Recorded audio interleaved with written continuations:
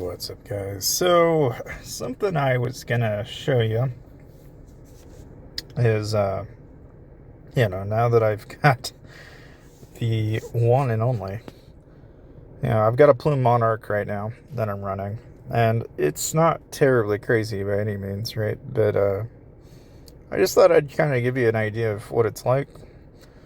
Now, I'm gonna go ahead and probably just run some of these too while I'm at it, because I'm trying to get regen gear onto another set here, but one of the things that you'll notice is I've got about 1 million or so gems. And I've been saving gems like crazy, and that's one of the things that I feel like almost everybody ought to do is just save as many gems as you can. Because you can just basically turn around and switch whenever you want to. It's not like terribly crazy where you feel like you always have to have gems. Because when you got 1 million plus gems, it's like, yeah, man, I can really kind of stare at a wall and it won't bother me none. But, of course, one of the things that, let's see if I can show you some in PvP, because I've shown you my Plume Monarch before, but I haven't shown you what it's like with all of the additives and everything that I've got on it. And this is typically how they go. Like, this is how usually a Plume Monarch is going to fight or fare against even some of the best players. But the thing about it is, it's kind of ridiculous. It's like, I can go up against somebody like Stewie, for example, okay, and immediately die, but cheetah zero will give me like that 5 seconds of leeway. Now, why exactly is it some of these guys are like at the top? You may be wondering, like, why? What could be putting them all the way at the top? I mean, look at the difference between that. 57k and 83k power. And all really we can say about the difference here is that when you look at Al Gore, he's kind of got an interesting little approach to this. He's got 0% on all of these. He's got 22% stun. You got 42% evasion. He has 6.87% regen, though. That regen's crazy high. Now, his crits, just about mid. Basic attacks at 2400. 1800% combo.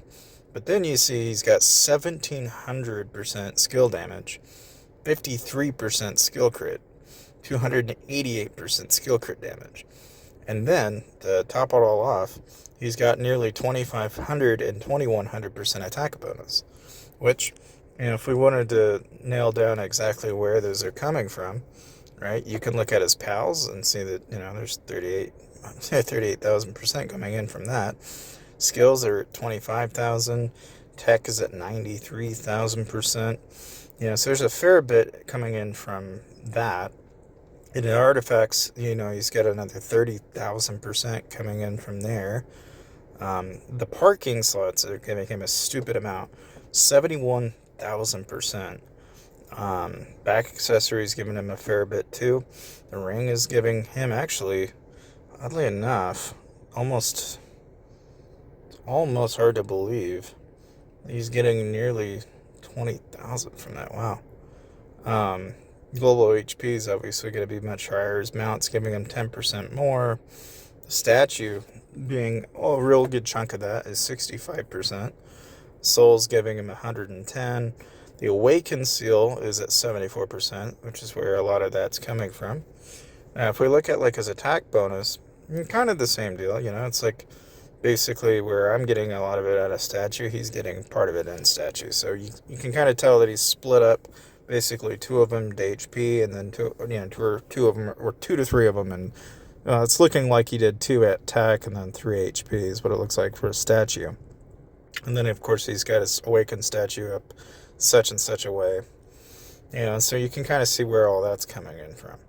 Now, if we look at like his actual skill damage, which you may be wondering, well, where the heck's that coming from? The enchant's giving him 500%. So, he's got an enchant piece that gives him 500%. He's getting another 200% from a back accessory.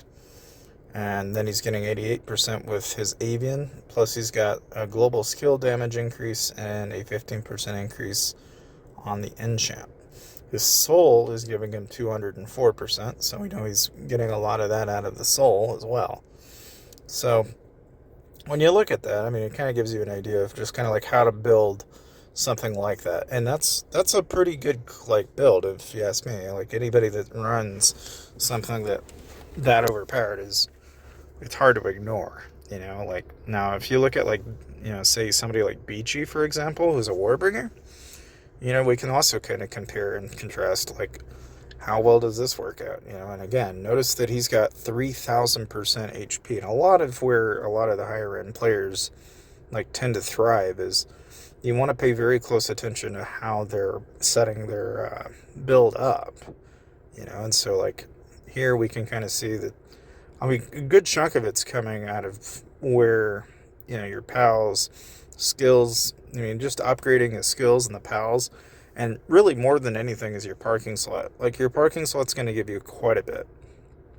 I have a very minor lower level amount of it, so that's really kind of where mine kind of drops like a rock. But even still, yeah, he's got a fair bit coming in from his back accessory. He's got a fair bit coming in from costumes. His awaken seals giving him a fair bit.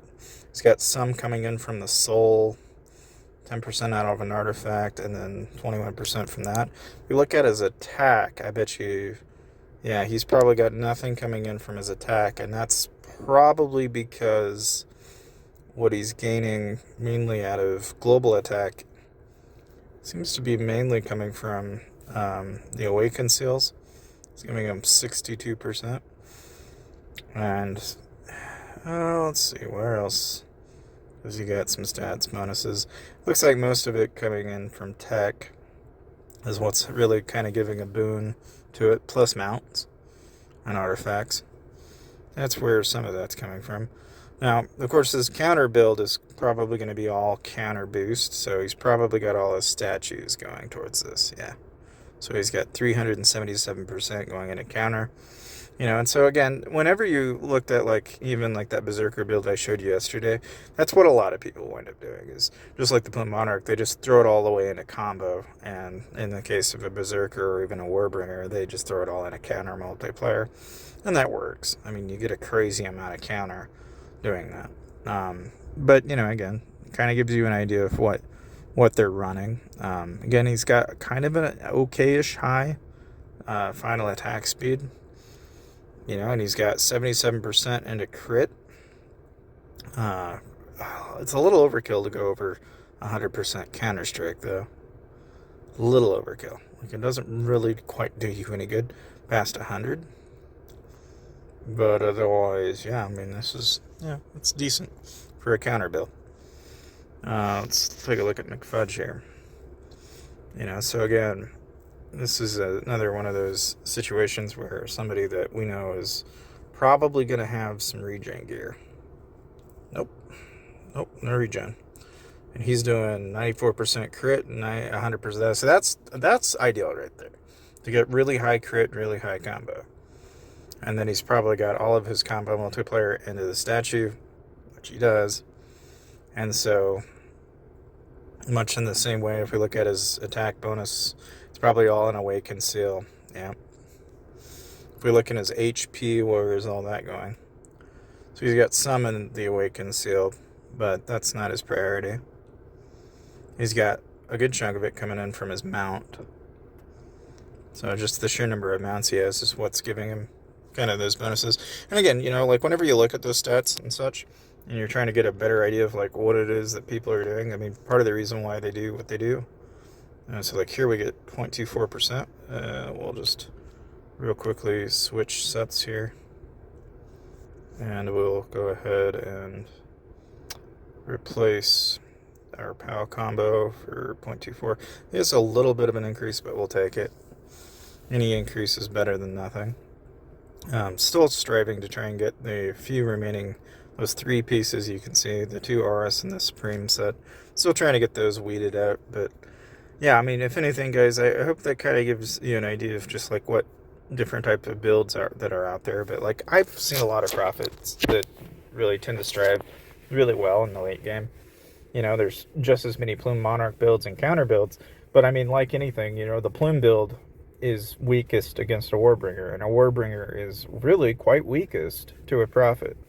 And the only thing that can really stop a Prophet, really outside of what you would see with a lot of these other builds is, and it's kind of interesting because of the emphasis on combo resistance and just resistance drops in general. But with like these necro builds, there could be an angle there where a prophet might be more susceptible to it. It's just a matter of getting that built and getting it there. So we'll be trying that out probably next week to kind of get a feel for that. Now that we finally have, so on my actual mounts here, you'll notice that I did over the week, I did grab the Hot Wheels. So we'll be able to use these and kind of get an idea of just like how good we can get the boost on the attack speed from the pals. And we'll experiment with that and see if we can make ourselves insanely tanky. But in any case, if you want to save some money, watch this part of the video.